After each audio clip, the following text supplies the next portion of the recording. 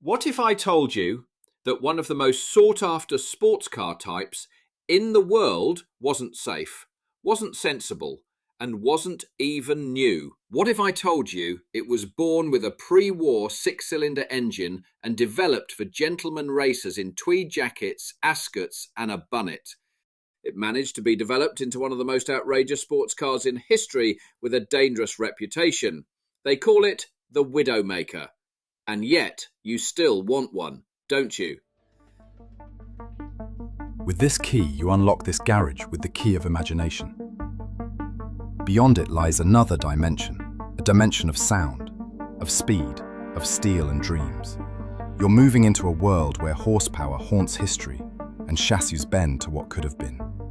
This is the threshold between torque and time, chrome and fantasy. You've just crossed over into the Headlight Zone. The scenes you are about to see are the products of dreams and imagination. While inspired by real events, historical moments, and legendary machines, they are reinterpreted through digital artistry and creativity. Our fantasies are a blend of fact, myth, and what if. We are not historians. We are storytellers. If you're here for historical accuracy, you may want to recheck the destination on your GPS because this is the Headlight Zone. There was a name, old and weary, etched in the fading brass of British motoring. AC. A company born at the dawn of the automobile, stumbling through the fog of wars, depressions, and declining empire. By the 1950s, AC Cars was little more than a ghost with a workshop. Its Thames Ditton factory echoed with the whispers of better days, where craftsmen still hammered aluminium by hand. Artistry in every line, but no money in the till. They clung to life with their Ace sports car, elegant and powered by engines older than the men who built them. The financials told the story no one wanted to read: low volume, high cost, and a market that was vanishing into history. Their Bristol engine supply was ending. Their future uncertain. Like so many small British marques, they were being outpaced by technology, outgunned by the continent, and outspent by Detroit. Britain too was unravelling, still rationing while America put muscle on the road. The pound weakened, confidence sagged, and the workshop lights at AC flickered like candles in a storm.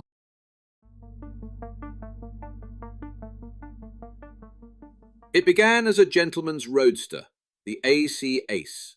Quiet, British and polite. But one man changed its fate.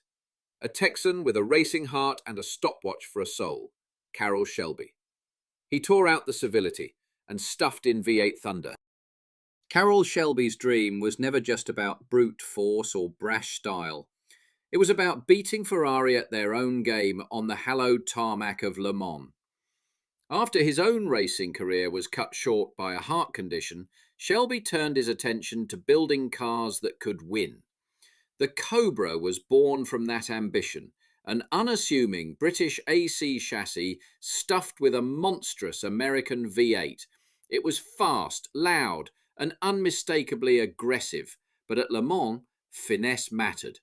The Cobra lacked the aerodynamic polish and endurance refinement of its European rivals. Mechanical failures, heat issues, and handling challenges dogged its attempts at ultimate glory in the 24-hour arena.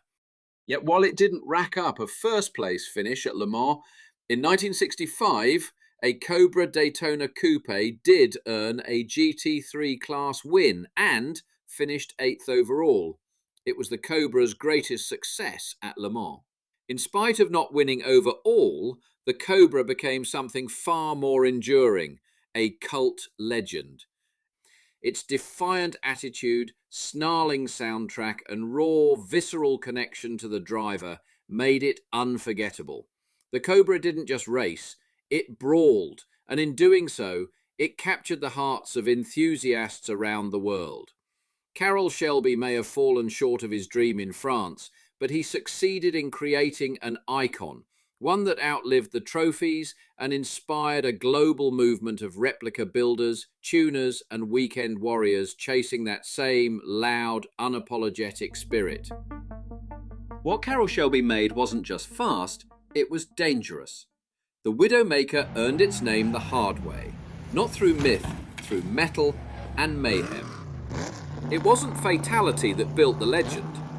It was the close calls, the spectacular failures, and the terrifying truth that this machine, if disrespected, would punish you. Case number 1, the Cliffside incident. One such Cobra, a lightweight 427 Special, ended up in California with enthusiast Tony Maxey. Maxey took it for a spin, but the throttle stuck, and the Cobra, it didn't hesitate. He launched off a cliffside road and into the Pacific Ocean. Both driver and car survived, but the legend only grew.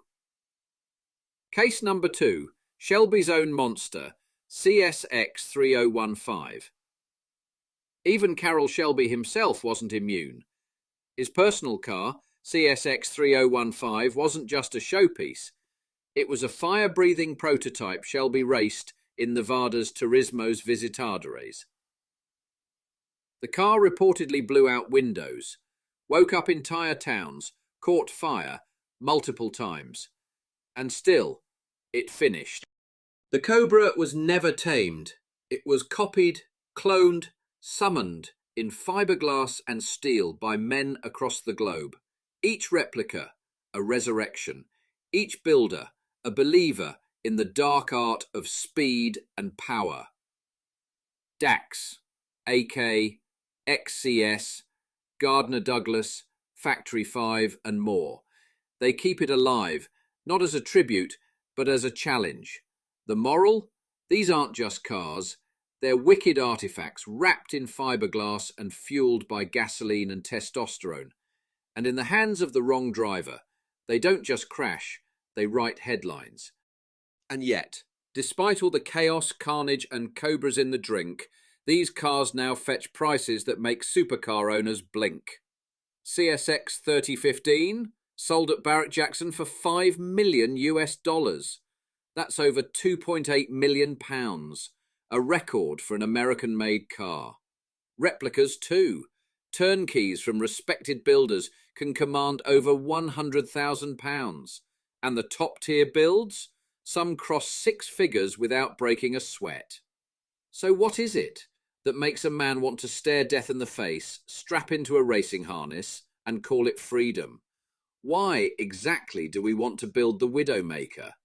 Because we are drawn, compelled to the edge of what is safe. Because somewhere deep in our psyche, we know the snake is real. Not just out there on the road, but deep inside all of us, coiled beneath the surface, whispering. This car, this brutal, beautiful thing, isn't just a machine. It's a test, a confrontation with the unknown, a challenge hurled down by the gods, like the serpent in the Garden of Eden. Do you dare? Look, I think, was it Elvington? We took the big block Cobra for a bit of a day as well. And I think some years before, it was Gary, I think, going down the M11 in a Kearns Richards V12 Cobra that we had, which sounded absolutely gorgeous. I mean, it was like an offshore power motor, this thing. And it come in back after going down the M11. Don't know what speed it was, but it was probably just a shade over 70, I would think. I'd have put another figure in front of it. In front of that. And the centre stay fell off the mirror.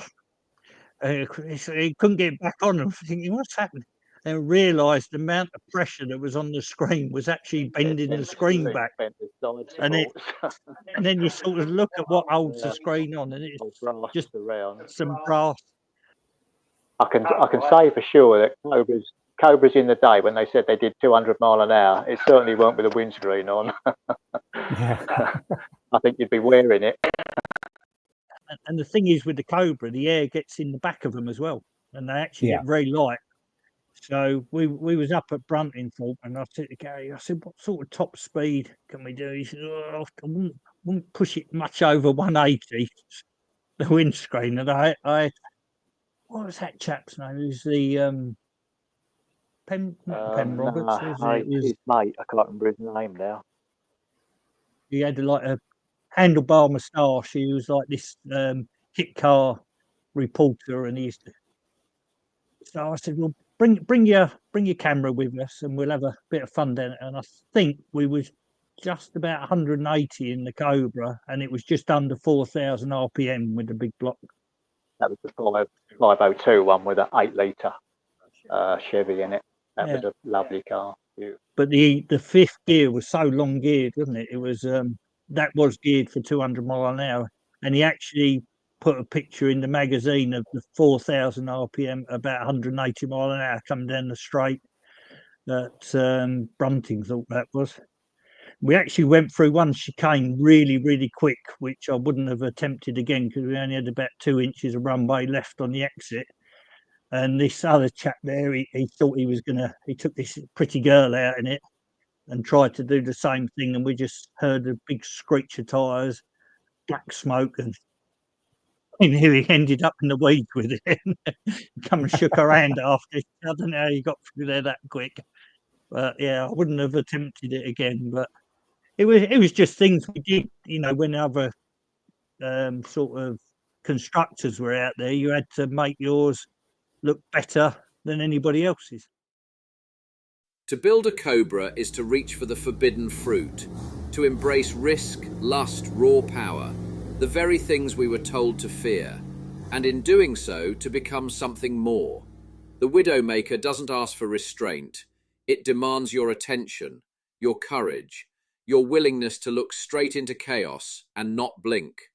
Jordan Peterson says the hero doesn't slay the dragon by avoiding danger. He descends into the cave. He meets the monster. He integrates the darkness and comes back changed. So maybe the Cobra isn't about driving at all. Maybe it's about becoming the kind of man who knows the danger, feels the fear, and builds it anyway.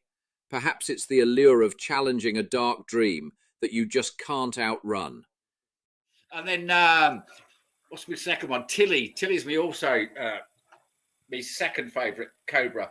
That's got, it's a number 3 one.